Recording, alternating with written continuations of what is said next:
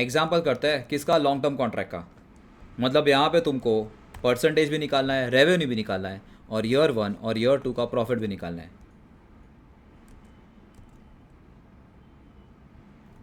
तो मेरी शक्ल क्या देख रहे हो, कैलकुलेट करो।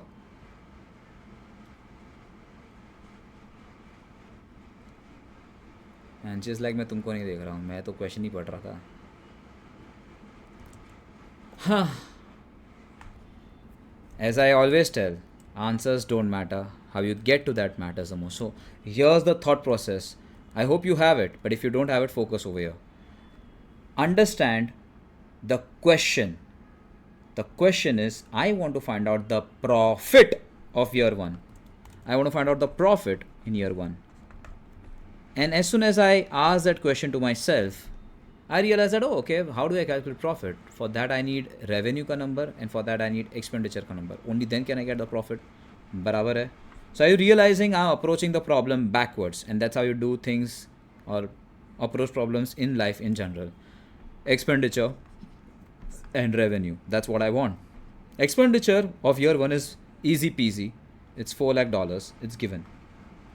But the problem is I do not have the revenue number. It's not given to me.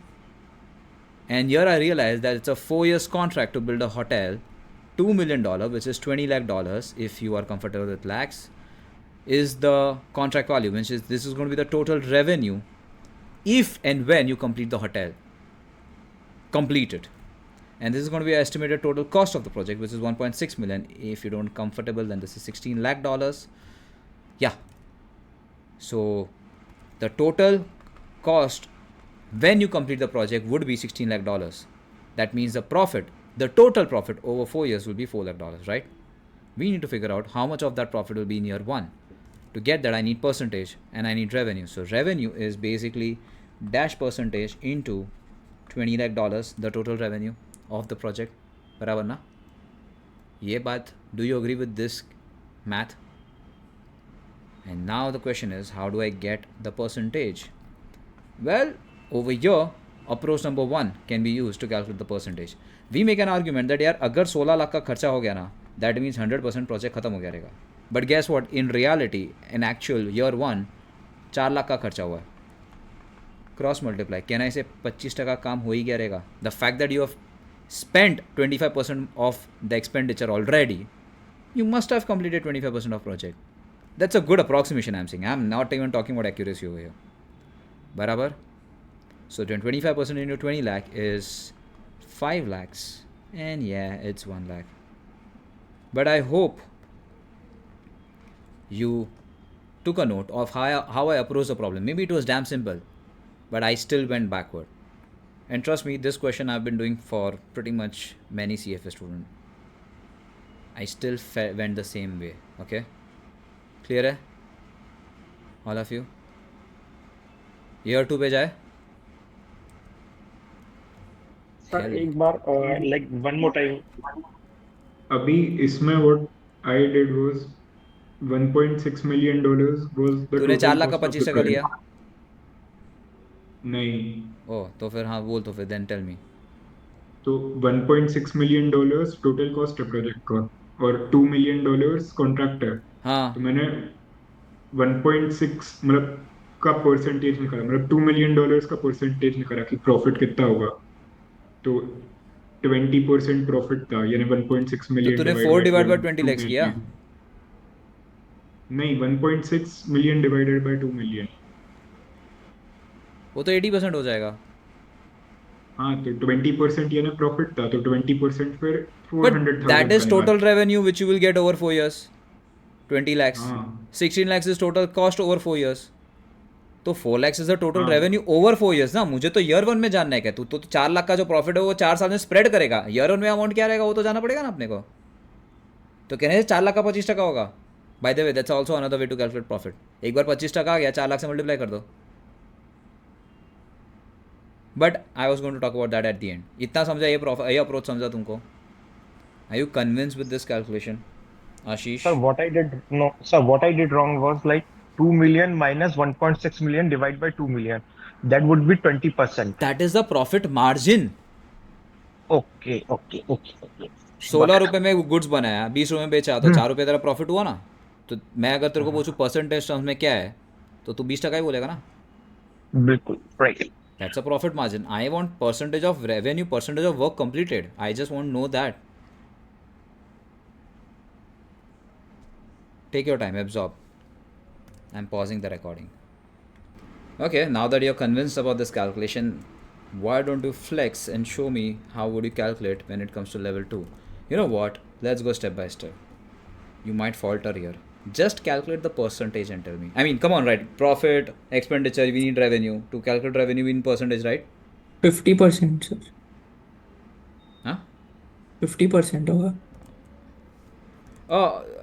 So I don't know if you have, like, I just kind of, the information is not here. Don't forget the total estimated cost is $16 lakh or 1.6 million, and the total contract value or the total revenue is $20 lakh or 2 million. Year 1 expenditure was $4 lakh. Yeah, Will it be 31.25? exactly. कहाँ पे लिखूँ? यहाँ पे लिखता हूँ 31.25%. Can you just tell me, by the way, there can be more than one number, huh? So one number is 31.25, there could be another number also. अच्छा, तू मेरे को बता 31.25 कैसे निकाला? Like, I think I know, but I just want to be doubly sure. 500K over 16 million into 100. Perfect. So तुमने बोला कि भाई 16 लाख जब होगा तब 100% काम खत्म हो जाएगा. भाई 5 लाख का खर्चा हुआ ये साल, तो कितना टाइम खत्म हुआ ये साल? So then you cross multiply, you got 5 lakhs upon 16 lakhs. Of course, into 100 gives you 31.25%. I usually end up getting two numbers. One is 31.25%.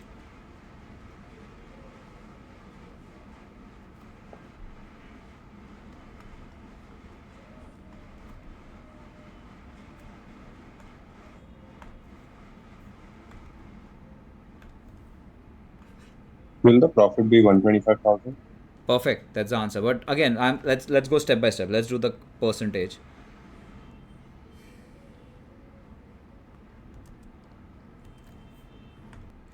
Okay, so I've got two numbers, 31.25, जहाँ पे सिर्फ year 2 का expenditure लिया 5 lakh divide by 16 lakh into 100. And then I have got another number जहाँ पे year 1 और year 2 का खर्चा दोनों टोटल दिया है 4 lakh 5 lakh, numerator 9 lakh, black colour, divide by 16 lakh 56.25. So 56.25 is the percentage of progress made year 1 and year 2 मिला के up till year 2, and 31.25% of progress is made in year 2. Take note of the conjunction which I've highlighted. Let's do the any other third number, by the way? Nahi na? Should I take both these approaches and then do the calculation? Let's do it. Red color, the first approach. So can I say my total revenue in year 2 would be 31.25% into 20 lakhs? बराबर ना? $20 लाख का revenue है ना total, project खत्म होगा तो. बराबर आदित्य? तो आंसर क्या आ रहा है? 6,25,000. बराबर. And total expenditure in year 2 is 5 lakhs which is given. So then your profit in year 2 is 1,25,000. तुमको पता है ना मैं इनके ऊपर जोर क्यों दे रहा हूँ? मेरा कोई फेवरेट शब्द नहीं है, कॉन्टेक्स्ट में बैठ रहा है. हाँ,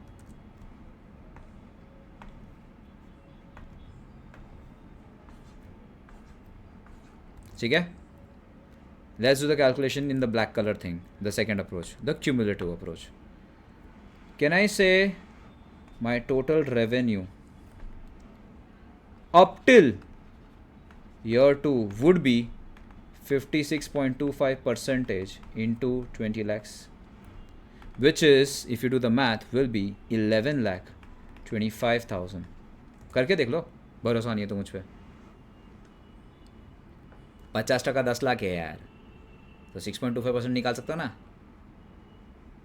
কি বলছিস 11,25,000 but this is the Yes, sir. Revenue of year 1 और ईयर 2 मिला के ना, मुझे तो खाली ईयर 2 का रेवेन्यू चाहिए, तो कैन आई से I will do minus revenue of year 1।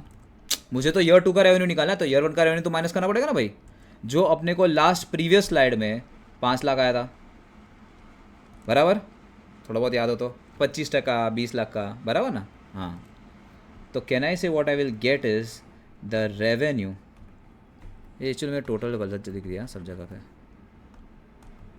Sorry guys, I was writing total everywhere. तो कैन आई से revenue in year 2 will be 6,25,000.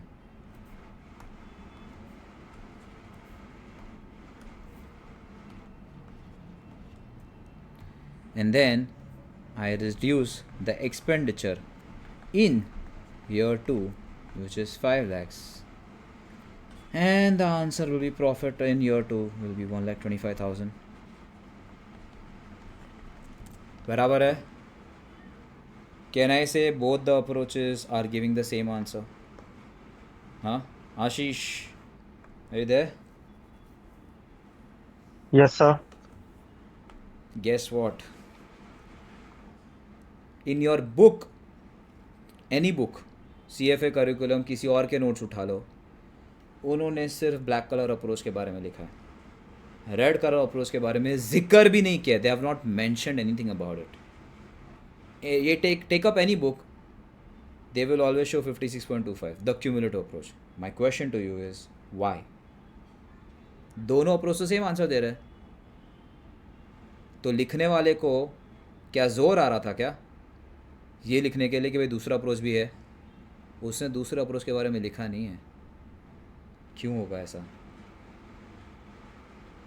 And by the way, just to kind of bring it to your notice, 1 lakh year 1 का profit है और year 2 का profit 1,25,000 है, और total profit पूरे project पे 4 लाख है ना। देखना 20 लाख माइनस 16 लाख, ये कैलकुलेट करो, ये भी आंसर 56.25% ही आ रहा है। True and fair view of the business. 56% काम किया है, उतना प्रॉफिट दिखाया है दोनों साल मिला के। कर लो एक बार कैलकुलेट खुद की तसल्ली के लिए, फिर वापस सवाल पे आता है।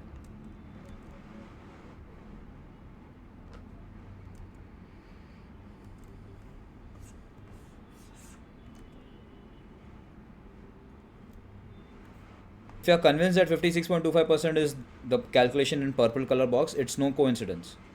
So then again I'm repeating my question. Why the whole world is just focusing on the black color approach? Why there is no mention of red color approach? Let me put it other way around. The whole world will ask you to follow black color approach only, not the red color approach.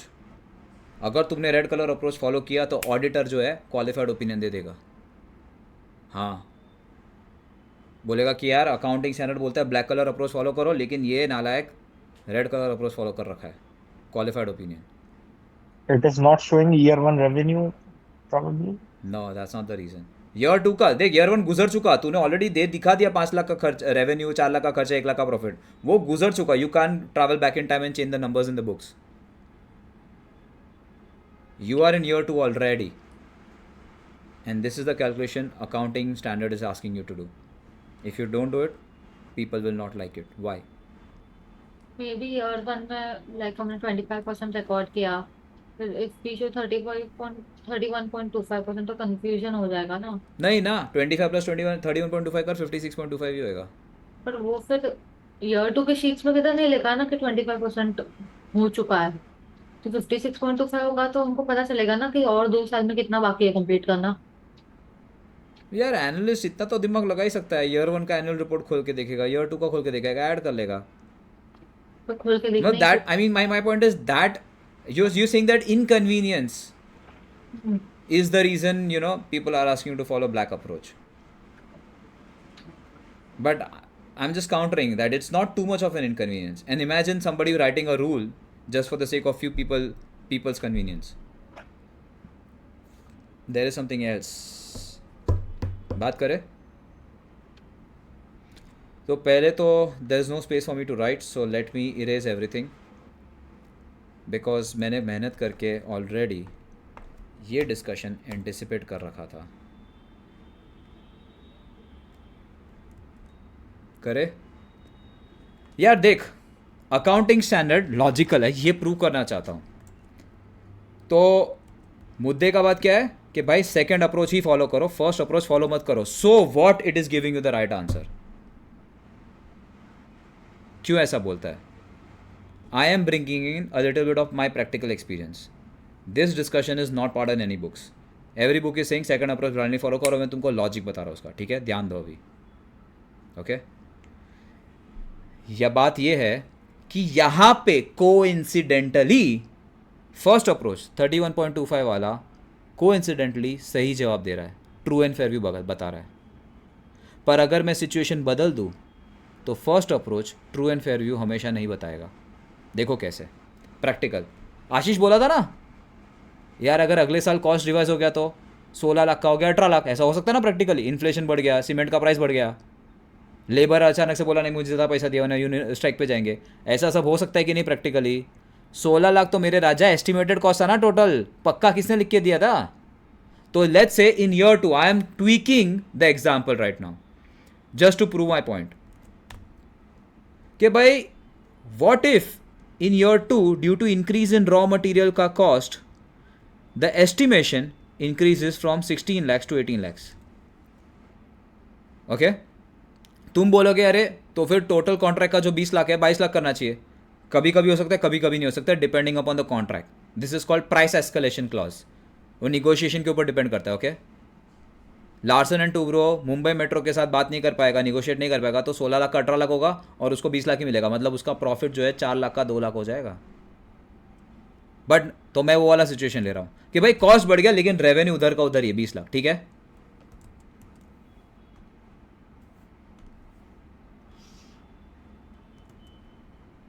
अगर हम first approach follow करते हैं तो क्या calculation होगा? Let's do it the first approach.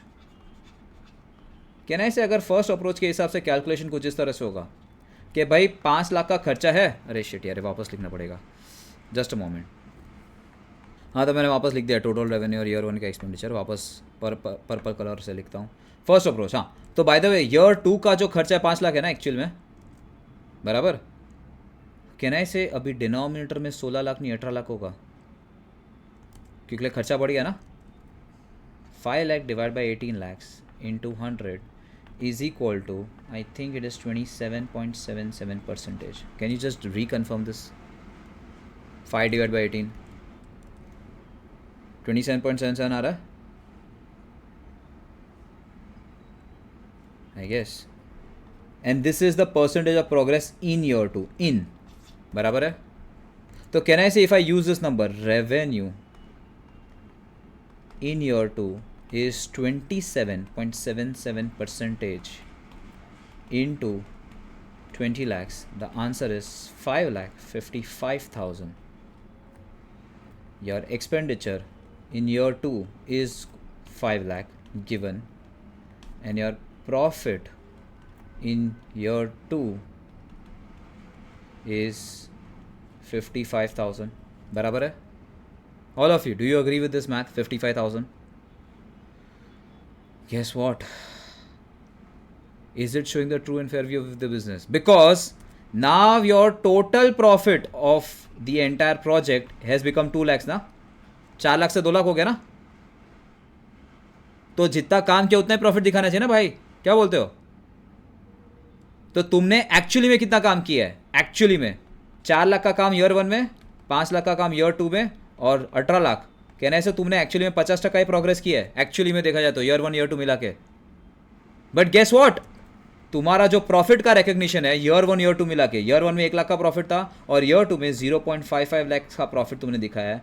Out of the total profit of 2 lakhs you have almost recognise 75% of the total profit, whereas you have just done 50% of the work in the project cumulatively. Don't you see that if I follow the first approach, there can be situation where it can not show the true and fair view of the business?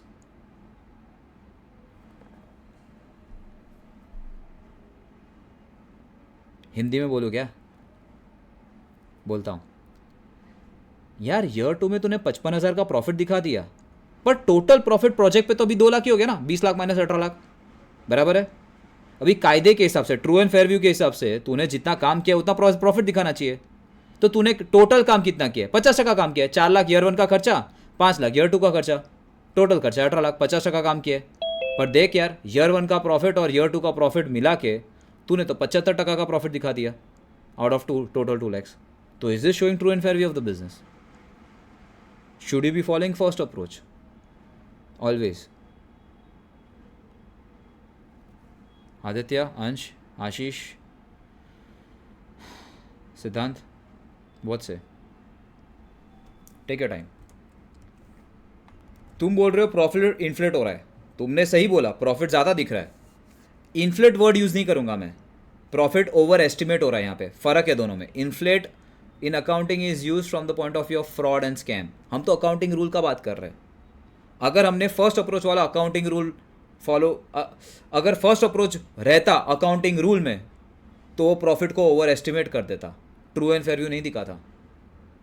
अपने को तो profit को best approximation या estimation करना है, true and fair view के चक्कर में करके। फर्स्ट अप्रोच हमेशा हर सिचुएशन में सही जवाब नहीं देगा, ट्रू एंड फेयर व्यू नहीं देगा। सेकेंड अप्रोच डेफिनेटली देगा। प्रूव करके दिखाओ।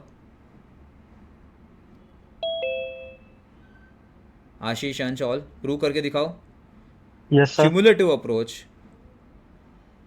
सही जवाब देगा, ट्रू एंड फेयर व्यू दिखाएगा। मतलब क्यूमुलेटिव अप्रोच बोलता है, किधर क्या लिखने का, ये रहा ग्रीन कलर, 50% काम किया है तो कैन आई से 2 लाख का जो टोटल प्रॉफिट है उसका भी 50% प्रॉफिट होना चाहिए, ईयर 1 और ईयर 2 मिला के। अभी ईयर 1 में प्रॉफिट 1 लाख था तो कहने से ईयर 2 का प्रॉफिट 0 होना चाहिए, तो ही बराबर ना? बराबर समझ में आया तुमको बात? 50% काम किया तो प्रॉफिट भी 50% दिखाना चाहिए, ईयर 1 और ईयर 2 मिला के। 2 लाख का टोटल प्रॉफिट है, उसमें से 1 लाख का प्रॉफिट तो लास्ट ईयर ऑलरेडी दिखा दिया। अभी you can not go back in time and change that number ना। What you can do is you need to do adjustment in year 2 only and see how second approach does that adjustment.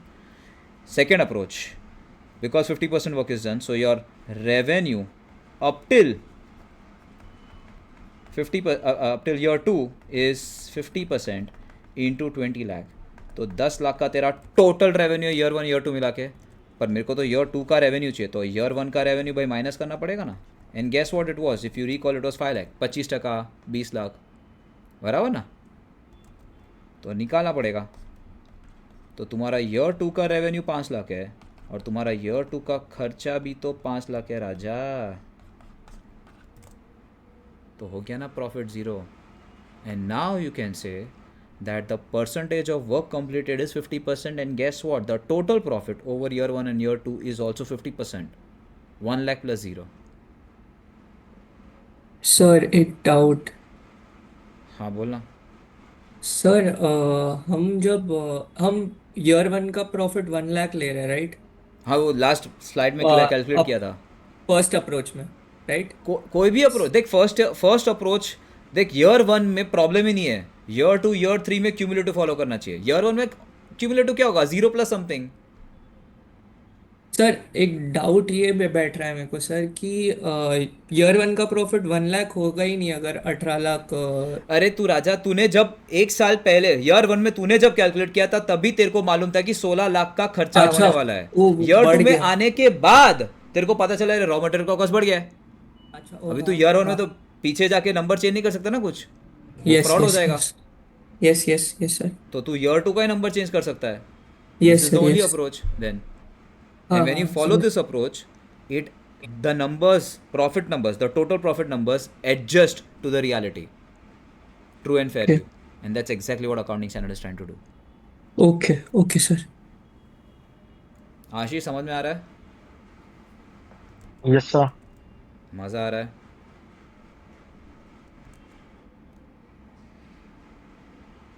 नहीं आ रहा है मज़ा?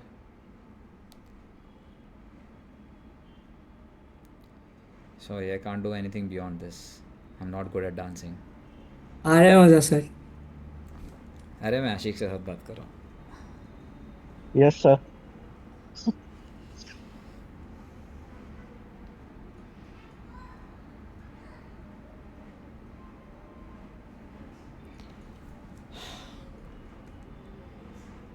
Take your time, absorb these calculations.